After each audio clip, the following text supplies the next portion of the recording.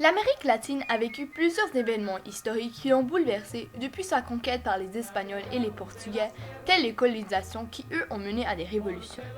Une de ces révolutions, ayant comme cause l'impérialisme américain, a été la révolution cubaine de 1959 qui a transformé Cuba dans tous les niveaux. La liberté et l'égalité deviennent des concepts de plus en plus populaires, ce qui encourage la population cubaine à se soulever contre le régime de Fulgencio Batista et engendre plusieurs conséquences dans le monde latino-américain suite au renversement du gouvernement. Le 10 mars 1952, Batista prend le pouvoir avec un coup d'État et renverse le gouvernement du président Carlos Prío Socaras en place. Supporté par les Américains, il vend Cuba aux capitalistes états-uniens. Rubén Fulgencio Batista y Zaldívar, homme politique cubain qui a dirigé la junta militaire de 1933 à 1940 et qui a été le président de la République de 1940 à 1944, prend le pouvoir par la force. Il sera à la tête d'une dictature pendant les 7 années qui suivent. Batista dénonce la corruption dans son pays et, avec l'aide de l'armée, il fait fuir le président Socaras de la République. Il est reconnu comme le président officiel par plusieurs pays, notamment les États-Unis, pays sur lequel il cadre la Constitution de Cuba. Ce général soutient la politique extérieure des États-Unis, ce qui fait que de grands producteurs riches profitent des ressources naturelles de ce pays, plus principalement de la culture de la canne à sucre. Les conditions de vie sous son régime sont épouvantables. Les gens vivent dans la misère et dans la pauvreté à cause de leurs longues heures de travail et de leurs salaires peu rémunérés. À l'intérieur du pays, il existe de fortes tensions entre Fidel Castro et Batista. Fidel Castro est un des principaux leaders de la révolution. Il s'était présenté aux élections de 1952, mais à cause de la fraude électorale par Batista, il perd. Ainsi, il organise une guérilla qui est une guerre menée par de petites troupes de combat contre une armée régulière à l'aide d'Ernesto Che Guevara, un révolutionnaire argentin qui contribuera grandement à la libération du peuple cubain de l'impérialisme américain. Ernesto Guevara obtiendra son surnom de Che, qui veut dire l'Argentin, lors d'un séjour qu'il fait au Guatemala. Fidel Castro sera appuyé par les paysans et la classe ouvrière avec leur slogan « Cuba aux Cubains ».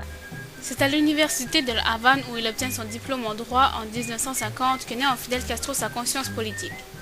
Au moment où Batista prend le pouvoir, Castro, qui est contre ce gouvernement, essaie de s'y opposer en utilisant ses connaissances d'avocat.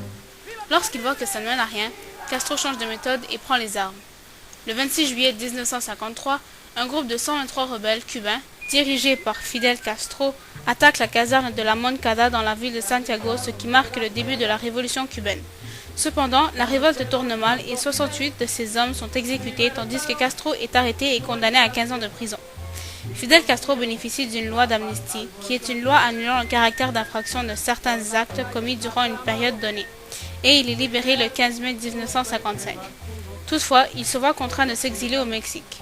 Là, il organise la résistance au sein d'un groupe appelé Mouvement du 26 juillet ou encore M26. Ce mouvement regroupe les survivants de l'attaque de la caserne de la Moncada. En juin 1955, Raúl Castro, le demi-frère cadet de Fidel Castro, fait la connaissance d'Ernesto Che Guevara, qu'il présentera à son frère. En novembre 1956, Fidel Castro, accompagné du Che et de membres du M26, s'embarque clandestinement à bord d'un bateau, le Grand Mât. En décembre 1956, le Grand Mât débarque à Cuba, mais Batista avait pris connaissance de l'arrivée des révolutionnaires, donc les hommes de l'expédition doivent se battre contre l'armée, ce qu'ils n'avaient pas prévu. Le Che est grièvement blessé, il y a une vingtaine de survivants dans le groupe d'insurgés et ceux-ci trouvent refuge dans la Sierra Maestra qui est un massif montagneux de Cuba occupant tout l'est du pays. Batista n'arrive pas à obtenir le soutien de son peuple et les rebelles le savent. Cela va les aider à se relever et reconstituer le groupe. Les rebelles se multiplient et ce sont environ 800 hommes qui s'ajoutent et qui s'unissent à Castro dans la Sierra Maestra. C'est là que commence la guérilla contre les armées du dictateur cubain. En janvier 1957, l'attaque de la caserne de Plata par les rebelles castristes constitue une première victoire. Il s'attire la sympathie de la population locale. En mai 1958, Fulgencio Batista tente un assaut connu sous le nom d'offensive d'été.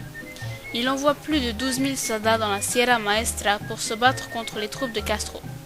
Les soldats de Batista sont vaincus et l'offensive du gouvernement est un échec. Le 24 décembre 1958, la bataille de Santa Clara entre rebelles castristes et forces gouvernementales s'amorce.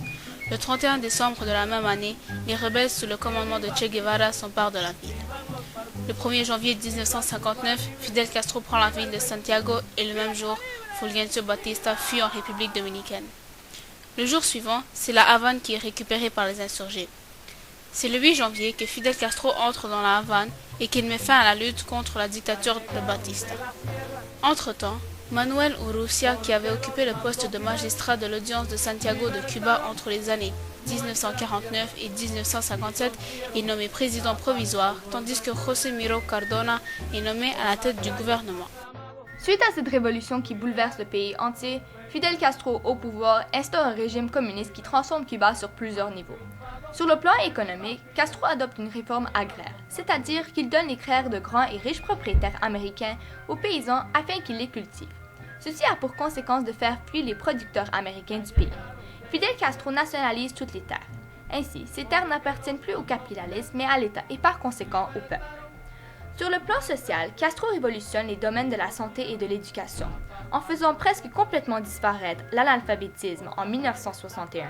Avec le système d'éducation gratuit et obligatoire, le pays forme des centaines de médecins et de personnes intellectuelles et cultivées qui iront aider volontairement des pays du tiers-monde.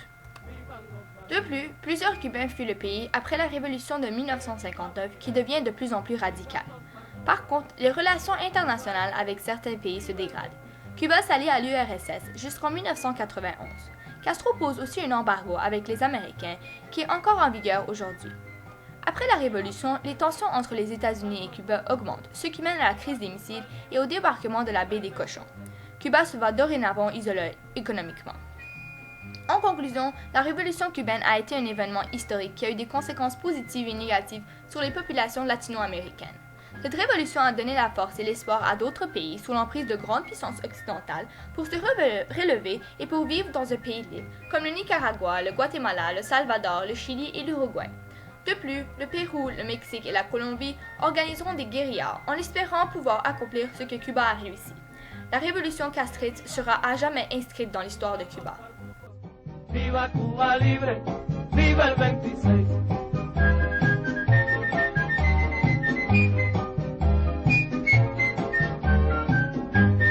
Que viva Fidel, vivan los barbudos, viva Cuba libre, viva el 26.